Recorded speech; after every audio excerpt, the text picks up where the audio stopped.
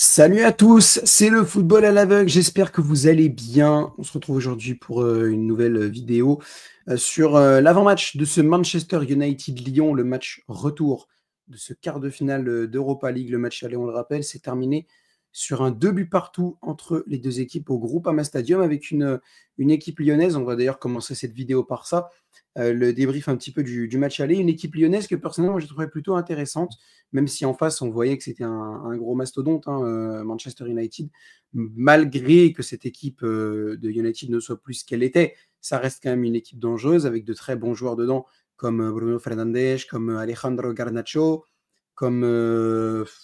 alors Anthony n'est plus là, mais Anthony avait quand même une bonne importance dedans. Alors par contre, il y a Rasmus Højlund, lui, c'est assez compliqué. Voilà, elle a quand même de grands joueurs. Lenny Yoro, j'ai trouvé qu'il avait fait un super match également. Donc cette équipe de United, elle reste compliquée à manœuvrer pour l'Olympique lyonnais, mais ils ont quand même réussi à faire certaines choses. Ils ont mené au score. L'égalisation à un partout, elle est bête, mais bon, elle est ce qu'elle est. Et derrière, pendant toute la deuxième mi-temps, j'ai un petit peu moins regardé, donc je ne sais pas trop ce qui s'est passé, mais j'ai quand même senti que c'était un peu assez équilibré. Et derrière, bah, tu te prends le but assez bête à la 88e.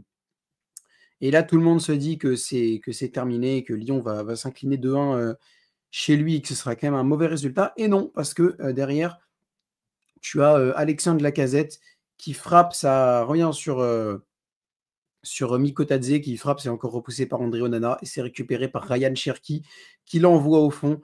Match nul donc entre l'Olympique Lyonnais et Manchester United. C'est un plutôt bon résultat en sachant où tu vas te déplacer parce que Old Trafford, comme on l'avait dit, comme je l'avais dit dans la vidéo la semaine dernière, ça reste un très grand stade, ça reste un stade mythique du football anglais, même du football européen et voire même du football mondial d'ailleurs, pour aller encore plus loin. Donc, bah, ça reste compliqué à manœuvrer et il fallait arriver à Old Trafford avec au moins pas de but de retard. Au moins ça. Bon, ça aurait été bien d'avoir carrément des buts d'avance. C'est pour ça que quand il y avait un but à 0, on était tous très contents, que ce soit supporter lyonnais ou non. Moi, je ne suis pas supporter lyonnais, mais tous les fans de foot qui étaient derrière l'Olympique lyonnais étaient heureux parce qu'on se disait, voilà, ça c'est bien.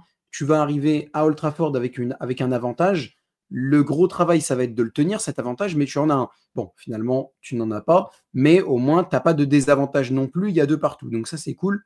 Maintenant, est-ce que cette rencontre à Old Trafford va être dangereuse? Oui, parce que Manchester United, j'ai regardé, reste un chouïa meilleur à la maison qu'à l'extérieur en championnat d'Angleterre en tout cas, parce qu'ils sont 13e sur 20 en championnat à domicile, ce qui n'est pas incroyable, je vous l'accorde, mais à l'extérieur, c'est 16e. Donc bon, c'est quand même un chouïa meilleur, comme je le disais, à domicile à Old Trafford pour Manchester United qui de toute façon reste là par exemple sur une grosse défaite plutôt à l'extérieur cette fois sur la pelouse de Newcastle, 4 buts à 1.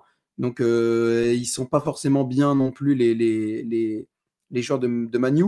Moi à l'heure où je tourne cette vidéo, le match de Manu est terminé, mais celui de Auxerre-Lyon n'a pas commencé, donc je ne sais pas encore comment ça va se passer, mais ça va être un match à haut risque parce que c'est géographiquement proche, donc ça peut être considéré un peu comme un mini derby. Je dis bien mini derby, hein, pas un truc de fou non plus. Il y a aussi le fait que le match aller a été très intéressant, mais aussi très tendu à cause d'un arbitrage, à cause de l'arbitrage et du scénario de la rencontre. Donc, à voir comment les Lyonnais vont gérer déjà ce match avant Manchester United, voir comment ils vont s'en sortir aussi, peut-être, j'espère, sans blesser.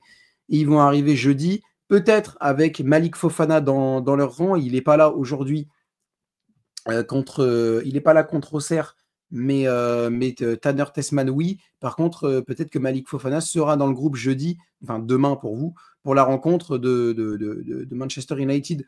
On l'espère en tout cas, même si d'après moi, il ne sera pas titulaire. Très clairement, il ne sera pas titulaire parce qu'il n'a pas joué depuis longtemps, parce qu'il ne jouera pas ce soir contre la JOCR, pour moi. Et donc, ça paraît assez compliqué de le voir titulaire. Alors je dis ce soir, je rappelle parce que je tourne la vidéo maintenant. Je tourne la vidéo, il est 19h30, on est dimanche. Donc pour moi, c'est pas encore passé, mais pour vous, vous connaissez déjà le résultat d'Auxerre-Lyon. Le match, en tout cas, à United, est-ce qu'il me fait peur? J'ai envie de dire que oui, malheureusement pour les Lyonnais, parce que franchement, United, ça se voit que le championnat anglais est très fort et que c'est pour ça que United a du mal et que peut-être en championnat d'Angleterre, ils sont beaucoup moins bons que ce qu'ils ont affiché face à Lyon jeudi dernier. Mais moi, j'ai vu une très forte équipe. Franchement, j'ai vu un Fernandes très bon. Højlund, ça a été plus compliqué, mais j'ai vu Yoro qui était plutôt pas mal. Maguire a été plutôt intéressant. Il y a du beau monde dans cette équipe de Manchester United. Il y a franchement du beau monde, même si ça pourrait être largement mieux, ça c'est sûr. Et là, ils vont être chez eux face à une équipe lyonnaise qui n'a pas été à Old Trafford depuis très longtemps. Je pense que la dernière équipe à y avoir été, c'était le PSG quand on y est allé en 2019. Donc, bah oui, j'ai un petit peu peur de cette équipe de United à domicile parce que tu ne pars pas à Old Trafford avec un avantage, contrairement à Paris, par exemple, qui part à Aston Villa avec l'avantage avec l'avantage du score. Et par contre, Lyon ne part pas à Manchester avec l'avantage du score, même s'il ne part pas non plus avec un désavantage. Mais ça veut dire qu'il va falloir soit faire match nul, soit gagner. Alors que si tu avais gagné, tu aurais pu te faire. Enfin, le match nul, même le match nul, il va t'amener en prolongation et au tir au but. Donc en fait, le mieux, ce serait de gagner. Donc même le match nul ne te garantit pas la qualification en demi-finale. Alors que si tu avais réussi à avoir un but d'avance, le match nul pouvait te garantir ça, d'avoir une place en demi-finale. Et d'ailleurs, je rebondis sur le titre que j'ai mis dans la vidéo, le match le plus important de la saison. Et j'ai mis ça parce que pour moi, ça vaut pour les deux équipes, ça vaut pour l'Olympique lyonnais, parce que c'est une garantie de te dire, imaginons la fin de saison se passe un petit peu mal, tu termines 6e ou 7e et tu ne chopes que la Conference League, tu pourras te dire, bon, ça c'est un peu mal terminé, on a été battu en 16e par Bourgoin-Jallieu, mais, enfin, on a eu des problèmes d'entraîneur avec Pierre Sage et Paulo Fonseca et tout ça, mais on a fait demi-finale, voire plus, d'Europa League. Mais pour l'Olympique Lyonnais, c'est très important, mais c'est encore plus important pour Manchester United parce que eux, c'est pas compliqué. Si jamais ils se font éliminer jeudi ou en demi-finale ou ils perdent la finale, ils n'iront pas en Europe la saison prochaine du tout. Parce que United est largement trop loin, comme Tottenham, pour espérer des places européennes cette saison. Donc, que ce soit pour les Spurs ou les Red Devils, c'est mort. Donc, United n'a pas le choix de se qualifier en demi-finale, n'a pas le choix de gagner sa demi-finale et n'a pas le choix de gagner sa finale, alors qu'il te reste encore des beaux mastodontes, avec notamment, il y a quoi? Il y a l'Eintracht Francfort, il y a Tottenham aussi, justement d'ailleurs. Il y avait aussi à 18h45, c'était Bodø Glimt, Lazio. Bon, normalement, Bodø Glimt devrait passer. Je ne vois pas Bodø Glimt emmerder United en demi. Mais il y avait aussi Rangers Athletic Bilbao. Et par contre, l'Athletic Bilbao ou l'Eintracht Francfort, parce que je pense que c'est eux qui vont passer, emmerder United en demi et en finale, bien sûr que oui. Très clairement, United Francfort en finale ou en demi, euh, j'ai peur pour Manchester United. Donc, autant que ce soit Lyon qui passe, moi, franchement, je suis pour l'Olympique lyonnais. Mais ce que je veux dire par là, c'est que c'est d'autant plus important pour Manchester United parce que si jamais ils ne remportent pas l'Europa League, on va faire simple, ils n'iront pas en Europe du tout la saison prochaine. Il n'y aura pas de Conference League, il n'y aura pas de Coupe de je sais pas quoi. Ce ne sera pas d'Europe du tout pour Manchester United. Donc, ils n'ont pas vraiment le choix. Côté Olympique lyonnais, ce serait bien. Mais franchement, en vrai, un parcours jusqu'en quart de finale, c'est déjà pas mal. Tomber contre Manchester United au théâtre des rêves et tout et tout. Franchement, il y a pire comme élimination. C'est pas comme si tu t'es fait éliminer par une équipe de quatrième division maltaise en 32e de finale des barrages de la Conference League. Tu vois, il y a pire comme élimination, franchement. Mais tu as la place. Franchement, United est très fort, mais United est instable et ça se voit sur certains plans parce que Lyon a quand même réussi à mettre 2 buts. Donc, il y a quelque chose à faire face à cette équipe de Manchester United. Ils ne sont pas si bons que ça à domicile en championnat d'Angleterre. En Europe, je ne sais pas, mais en championnat, ce n'est pas incroyable non plus. C'est assez équilibré. Hein. Ils sont 13e et à l'extérieur 16e. Mais tu vois, c'est assez équilibré. Donc franchement, il va falloir que l'Olympique lyonnais rentre par le bon bout dans ce match. N'aie pas peur de Manchester United. Il va pas falloir qu'ils aient peur de Manchester United. Il va falloir y aller. Il va falloir leur rentrer dedans. Tu as du monde qui va peut-être revenir avec Malik Fofana qui pourrait rentrer. Tu vas avoir Ryan Cherki qui est en confiance d'avoir marqué. Georges Mikotadze aussi, que j'attends un petit peu plus de lui. Mikotadze a eu un petit peu de mal sur le match aller. Lacazette a fait une super rentrée, donc il pourrait être là aussi. Thiago Almada attend peut-être un petit but aussi de son côté pour briller encore plus en Europe. Voilà, l'Olympique lyonnais a quelque chose à jouer. L'Olympique lyonnais peut largement le faire. Au niveau de ma compo, je mettrai Lucas Perry dans les buts, ça on est d'accord. Latéral droit, Maitland Niles. Latéral gauche, Tagliafico. Défense centrale, évidemment, Niakate, Mata, ça ne bouge pas. Le milieu de terrain défensif, je partirais sur un Tessman. C'était quoi déjà? Tessman. Ah oui, parce qu'il avait foutu Tessman, Akuoku, Tolisso, je crois. Je ne sais plus quoi, qu'est-ce qu'il avait foutu. Je sais pas qu'est-ce qu'il avait fait. Je crois qu'il avait foutu, ouais, c'est ça. Tessman, Akpoglu, Tolisso. Moi, je partirais pas sur ça. Je partirais sur un Tessman, Matic dans l'idée. Ah non, il y a Jordan Verretou aussi. Ah, peut-être sur un Verretou, Tessman, ouais. À voir, j'avoue. J'hésite entre Verretou et Matic. Tessman, oui, c'est sûr, mais j'hésite entre Verretou et Matic. On va dire Verretou, Tessman. Verretou, Tessman en milieu défensif. Après, je crois qu'il est blessé, Tessman. Donc peut-être qu'il ne sera pas non plus titulaire. Donc ça pourrait être Verretou, Matic. Bon, je vais partir sur un Verretou, Tessman, mais ça peut changer. Milieu offensif droit, Ryan Cherki. À gauche, Thiago Almada. Dans l'axe, Corentin Tolisso. Et en pointe, je mettrais Alexandre Lacazette.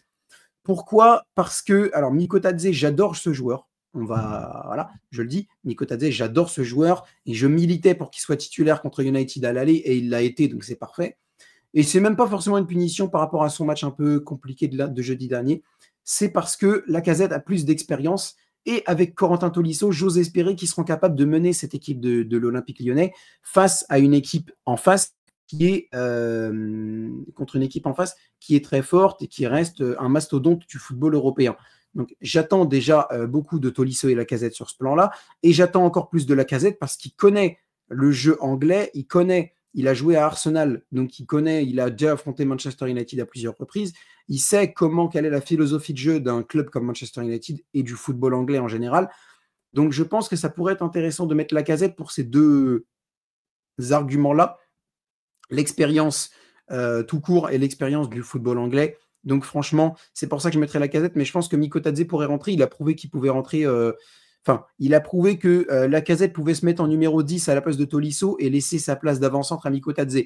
Donc peut-être qu'on pourrait imaginer Tolisso sortir, Mikotadze qui rentre, et Lacazette qui redescend en numéro 10 et Mikotadze qui monte à sa place en tant que numéro 9. On peut tout à fait l'imaginer. On peut tout à fait imaginer aussi que Almada sortirait en cours de jeu pour Malik Fofana. On peut imaginer que Tessman, s'il n'est pas titulaire, rentrerait à la place de Verretou ou de Matic.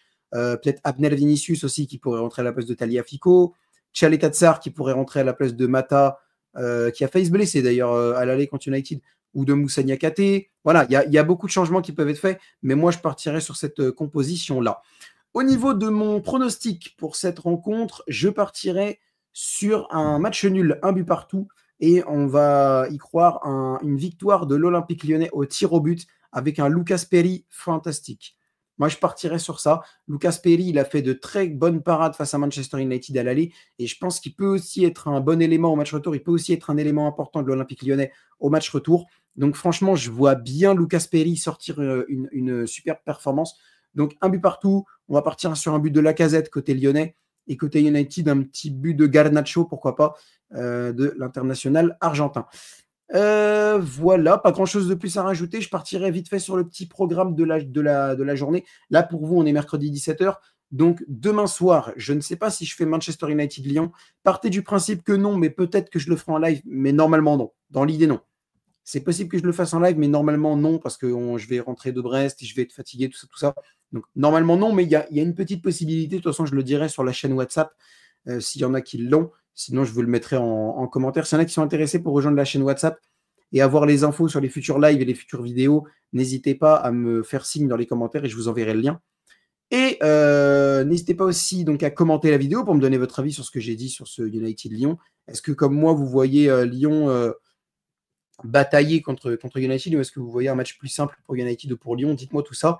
N'hésitez pas aussi à partager la vidéo sur vos réseaux sociaux, à la liker si elle vous a plu et à vous abonner. On vient de dépasser les 1240 abonnés, donc n'hésitez pas à vous abonner. Peut-être qu'on atteindra les 1250 avant la fin de la semaine, parce que après petit programme de live, samedi à partir de 16h30, on se retrouvera pour PSG Le Havre en direct. Après le match de Aston Villa PSG, ça va être important de voir comment le PSG aborde la suite de la Ligue 1 avec le titre de champion acquis.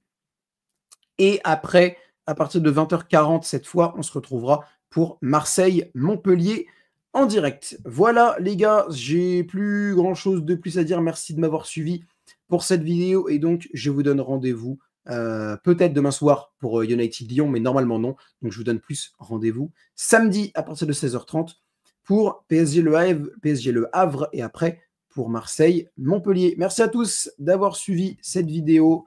Allez l'Olympique Lyonnais, on y croit. N'ayez pas peur de United, rentrez-leur dedans. Et à bientôt tout le monde. Salut!